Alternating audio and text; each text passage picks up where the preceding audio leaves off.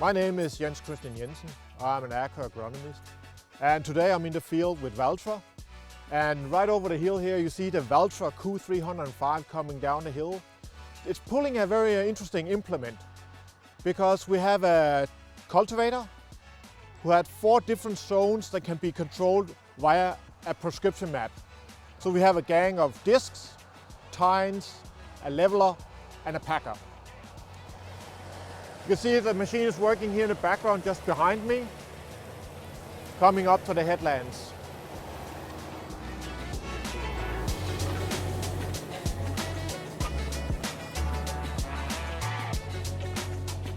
So, as I explained to you before, we have these 4 different zones that we're working with. Here in the rear, we have the packer who does the reconsolidation of the soil after it's been worked up here by the tines. We have a leveling zone here, which sort of smooths the surface off so that we have a complete, nice and even surface. Because after this cultivator, it's actually the seeder coming. And we're going to plant winter wheat here in this field in a few days. Then we move from this part of the cultivator all the way almost to the front. We have the tines.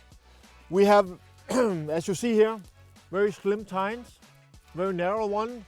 That means the cultivator is set up and equipped for fairly deep soil conservation. In the plots that we do here, we go down to 25 centimeter tillage depth with the tines here in the front.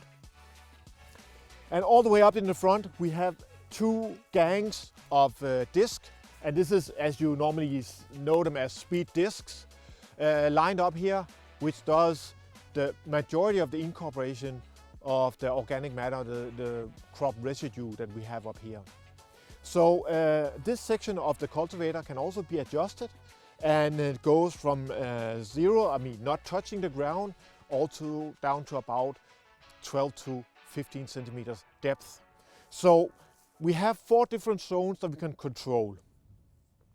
And the key thing to understand, the study we're doing today is to gather knowledge on how to adjust a smart cultivator like this using prescription maps. How is the impact of different settings on the results? And we are going to measure that in measuring and recording fuel consumption, field efficiency, and in a few weeks I'll go across the field here and count the emergence of the winter wheat. And that way I can determine which settings produce the best conditions for optimum emergence of the winter wheat. But let's move a bit forward here, and we move on to what we, for this experiment, has as the technology enabler.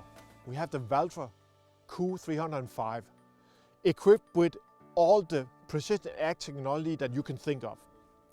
And this is actually this tractor that is enabling the very smart tillage tool we have on the back on producing this optimal and top job that we're doing today.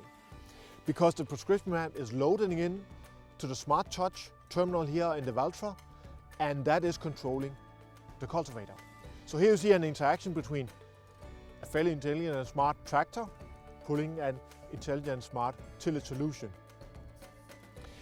So just a little bit about the setting up here. Up front of the tractor we have added 1.5 tons of ballast in order to make sure that we have sufficient traction. It is a fairly heavy implement to pull. This is a 4 meter working width. We also have the Valtra Q305 equipped with a central tri-inflation system. This is factory fitted, and as you see we are squatting fairly low here. So as an agronomist, of course, I'm focusing on soil health and reducing soil compaction. So we're running on 0.6 bars on the front and the rear of the tractor. One thing is, if you zoom out here a bit and we can see behind us, you can see that Nils have now worked across the plots, and he's done every second row. He's not skipped a pass. And the reason for why we have this skip pass is that we want to make sure that the cultivator is moving in a straight line. And based on experience, we only see that if both sides of where the cultivator is operating is experiencing the same soil conditions. So if we say working from one side of the field, we can see a little bit of a draw of the cultivator into the previous work ground. And we want to be as accurate as possible doing this kind of studies. So that's the reason why we do every second pass for the first cross the field here, and then we go back again. We have several repetitions of the plots across the field here, so that the different settings will be tested in different soil zones, and this will give us the insights that we need to understand better how to adjust this kind of tillage tools.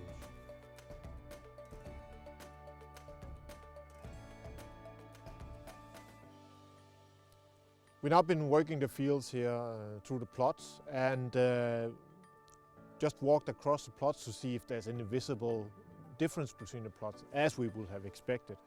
And what we see, we have a fairly deep tine tillage setting of 25 centimeters, that we actually increased the soil volume, because you can actually see that the soil surface is moving roughly 10 centimeters up, and that is due to there's more areas in the soil there. So that's very obvious, and it leaves a nice black soil as a result. One thing you can see if you do when we see here the clods coming up when we have 25 centimeter tillage depth.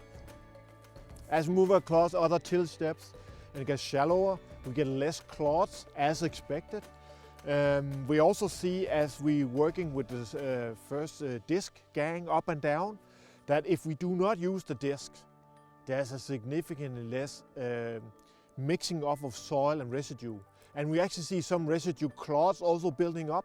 And here we actually will come into the effect of whether we could risk hairpinning as a result of having that much residue on the soil surface.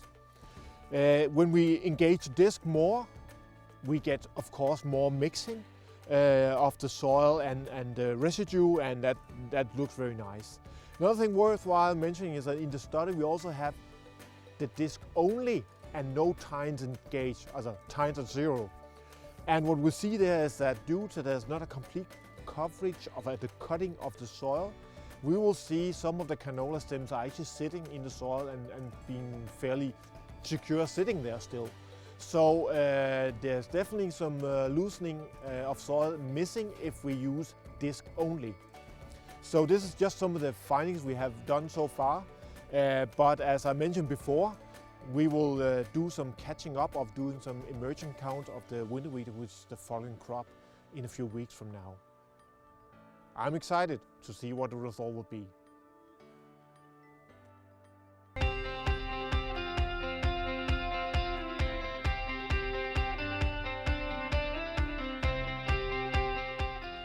Caroline, we're in the field today and we have the beautiful combine here. We're harvesting the plots that we seeded last fall in this winter wheat, and I'm excited to see what kind of data we'll pull out of this. We have interesting findings, that's for sure. Definitely, so let's start with going through it. Yes, so there's a correlation between how much soil we move and the fuel consumption. But there's also something about setting the tools on the cultivator. We use the top down and we have the combination of discs and tines. And we actually found that the lowest fuel consumption and the highest field efficiency was when we start using the discs just on the top 1/3 of the maximum depth, and then the tines go deeper. So we actually pre-loosen the soil with the discs, followed by the tines going deeper. That's a very efficient way, and also it's improved the fuel economy when do that kind of tillage. That was one of the findings. And not just the fuel efficiency, it also reduced the wheel slip. Yeah, because the wheel slip is correlated to the pulling power that the tractors needed in order to move forward and had high field efficiency. We were here to count the early crop emergence in springtime. There we saw that especially the disc setup had an impact on the emergence, but have we seen now the same results while harvest? It's difficult to say that we see exactly the same results, because we are in a winter wheat, we have a long growing season, and we know the crop, like winter wheat, can compensate for the growing conditions. So we saw less of an impact as we see the yields today compared to the emergence we saw last fall. Good that we had such a good season with a lot of rain always when it was needed. But we also saw some differences with the different soil structures, which was the main question of this trial. So in the lighter soil, which is, to be honest, more medium soil, the medium setup of our trial had been working out best. There we had the discs in 10 centimeters depth and the tine in 15 centimeters depth. And in the heavier part over there, we observed that the disc setup was very much important for the result. And the disc setup in maximum depth, which was 13 centimeters, with the tine setup of 20 centimeters, worked out best, which the farmer now can use for his next year. Yeah, but I still think it's super important to just mention that we had a very good growing season here. Plenty of precipitation, so the crop actually had very good growing conditions. Had it been a dry season, I would have expected to see larger differences between the plots, because we have the deeper tillage depth, we see a larger volume, soil volume that the roots can penetrate and retrieve the moisture from deeper low, and we did not see that impact on this season.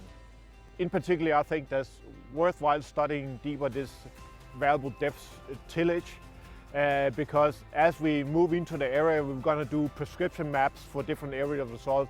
We need a better understanding exactly how many centimeters we want to use, different tools in our tillage cultivator setup for which region. And I think this is what we are in the coming years need to make a deep dive into.